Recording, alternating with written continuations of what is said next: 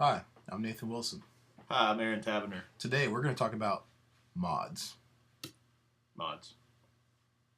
Mods. Mods. You got I judge people by the amount of mods that they have on their car. Because Right. your car's not cool unless it's got mods. right, What kind of mods? and if it doesn't have mods, you obviously suck. You got to sit there and you got to like rattle them off. right. You got to pop your hood, just like rattle off. You know, I got all this stuff done. I got a K&N FIPK air filter. 7.5-inch pistons. That's right. Intaker. Fucking Carbon fiber. tornado dispensers. That's right. I got fucking rear mount. All right, so here's the Hurricane deal. valve. All right, so here's the deal. We'll talk about modifications to your car. What kind of mods do you guys like? Do you more of a coil-over, big brake mod kind of person, or horsepower person, or do you like modding your car for useless reasons, like putting neon lights under it, or blue glow lights in the footwells? What do you like? Audio systems that do nothing but make your car heavier and more annoying. Or you could do that, yeah. Or excessive audio systems. I think you can have a nice, well-rounded audio system. Yeah, you can. You think you could You do can that? for sure. But if it's in a 1987 Cadillac DeVille, and your Then it's trunk probably badass. and your trunk panel rattles off when your sub hits to Little Wayne's "A Milli," that's probably not a good balanced sound system at all. Probably not. Probably not. But I will say this: probably the best way. Let's say you buy something like a performance type vehicle, and you're an enthusiast, and you want to get a little bit more out of it. And a really good way to do it is to build from the back to the front. Especially if you drive a Chevrolet. Yeah, because I mean Chevys have great engines. They're not known for the rest of their drivetrains, their transmissions, or their rear ends and stuff. So a lot of people get ahead of themselves and start adding some things to add power and whatnot, and they don't really consider what the rest of the drive line is capable of. So it's really a good idea if you plan on increasing the output of your engine by any substantial margin. It's a good idea to start at the back, make sure the rear end can handle it, make sure you have the tires that can transfer the force to the ground and actually move the car. Make sure that your transmission can take the extra forces that are going to be acting on it. And then you can start doing some stuff under the hood, because there's nothing worse than having a car with a badass engine and it just be a lawn ornament because things are broken. And make sure it can stop. I mean, let's be honest, the most important thing, I know I'm talking a lot, but We're talking about. the most important thing that you can do, hands down, is upgrading the brakes. The brakes are the most important system on any vehicle, and so start with the brakes always. Yeah, and let's just expound on that point. You want to have a car. I think everybody wants a car that's well-rounded. I think everybody theoretically wants something that is a track whore and also a drag strip whore, and that can whip everybody's ass on the street as well. But you have to start somewhere. Mm-hmm. And I think what Aaron is saying is absolutely correct. You need some, if you're going to put a lot of power adders or whatever, you need some tires. If you're going to put if you're going to add more power, you're going to need stuff like lower control arms and stuff. You deal with axle hop. There's a lot of stuff that people that kind of run into stuff. It's kind of like an afterthought. Okay, well, I'm going to put a big cam set of heads and a 250 shot on my Chevrolet Camaro. And leave everything else stock. And I got some 255, 65, 16s on the back. No. And then, but what I'm going to do next, but fine. I mean, I guess I got to get some wheels. Okay, now I got some 315, 35s in the back. And what I'm going to do is it's going to work. Now you got axle hop out the ass. Whatever you go. Now that doesn't work. How did that go? Yeah, it just like looks like you're taking it straight up the back. So then you got to do that. And then you finally hook and you get no axle hop. You're going down the freeway, 150, shutting it down. You step on the brake and it's spongy and you're like, fuck. And you think you're slowing down good and you look down at the speedo, you're still going 100. And you're like, okay, crap. And you switch the pedal further. And now your brakes are all faded, and they're like, oh shit, well now I got to get some brakes. So if you want to do something to your car, you don't know where to start. A lot of people have a hard time starting somewhere.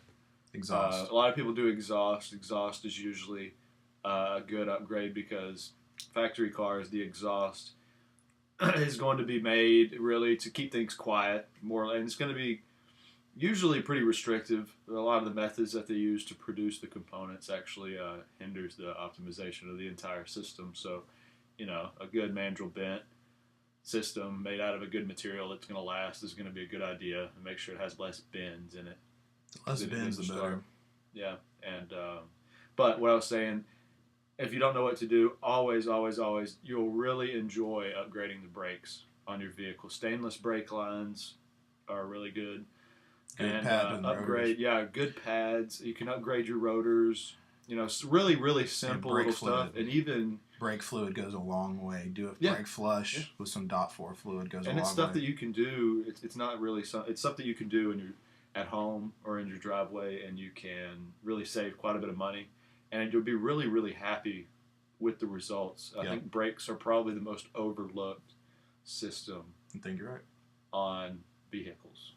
Now I like horsepower, so I'm probably gonna put a full exhaust on there first. And I mean, because there's nothing like a good sounding exhaust. Now, if you don't know what a good sounding exhaust is, check out our video of annoying car guys, and that will tell you exactly what a good sounding exhaust is. A good sounding exhaust is not.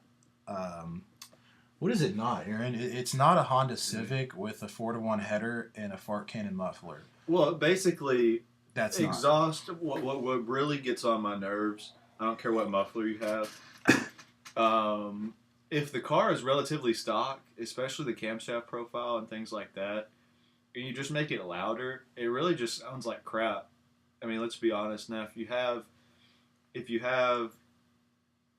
done some work, maybe some internal stuff instead of just bolt-ons, and you do change the cam profile a little bit, change the idle sound, maybe go for some different pistons and bump up the compression a little bit or something like that, then it's okay to amplify that sound a little bit.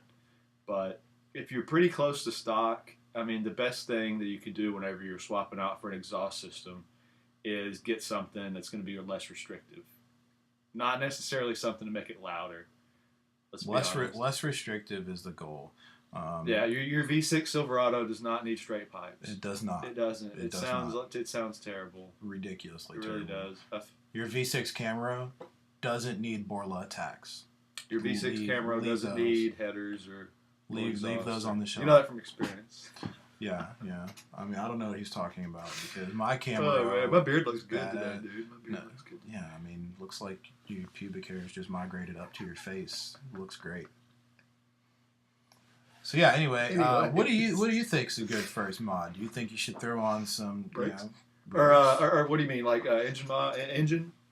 What should you do to your engine? What should you do to your car, more likely? Well, we said you brought up exhaust. That's tires really are well, another very good mod. If you want to tires are great. Tires are great. Change That's from like all an season instant, to summer. That's probably the most influential thing that you can do is get a good tire. But really, the things that need the most attention are going to be because your engine is a big air pump. It just sucks air in and blows it out. So kind of like you your want. Wow, that's a good one. You kind of you want to make it have the capability to suck in more air and push more air out. So, of course, we said the exhaust and the intake also, but then you can give it the potential to breathe more air in and push more air out. So intake and exhaust is good, but when it comes to intake, sometimes it really bothers me when I see people put a cold air intake. Y'all know exactly where I'm going with this. The cold air intake. We don't actually. You're gonna have to take us there. Okay. Well, you have an open element conical air filter under the hood, and your underhood temps are up there really good, and so the air is not cold. So, isolate. If you're going to go with an open element filter, isolate the filter, put it in a box or insulate it or something. Ideal. It's still regardless. Make sure it's away from the it's taking in fresh air from outside. Ideally, that is exactly what you want. Instead. But most likely, and 99% of the time, it's still going to flow greater than the stock shit. So. Right. Yes, it will. It will. Definitely will. I'm not saying that it won't. I'm just saying I'm an optimization guy, and that setup is optimized if you're not taking air in from under the hood. Yeah, and that's a good point. Is like what you're gonna mod. You gotta think about it. Make sure you do it properly. So once again, we're gonna ask you what you think for good first mod is. What do you think it should be? Let us know.